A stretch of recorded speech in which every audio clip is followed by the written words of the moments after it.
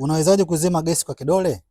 Leo nataka niwaoneshe njia nzuri ya kuzima gesi kwa kidole, ambayo gesi imelipuka moto, unazimaje kwa kidole? Nataka niwaoneshe njia, yani hatua kwa hatua, jinsi ya kufuata, na wala usiogope, wala uungui, wala upate shida yoyote. Nawasha gesi yangu, nafungua gesi, nachukua kiberiti, nawasha. Usiogope, hapo imewaka. Sawa. Sasa umeona moto wako hapa, moto wa gesi huu hapa. Kinachofanyika hapa ukimulika, cameraman njoo mulika hapa. Umeona hapa kuna gesi tu. Moto umeanzia hapa. Yaani ukiangalia kwa makini unaona huku hapa kweupe hapa hamna moto. Moto umeanzia mbele. Kwa hiyo unachokifanya, unachukua tu kidole chako kama hiki, unakuja unaweka mwanzo hapa kwenye hiki kitobo chenyewe.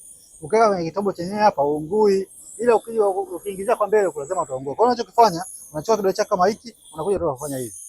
Baada ya hapo unafunga gesi yako, unakuwa upo salama. Kwa hiyo msiogope. Yaani hapa unakuwa uko salama na kunakuwa hamna moto aina yoyote. Kwa hiyo leo faida yetu ni hiyo. Asanteni sana.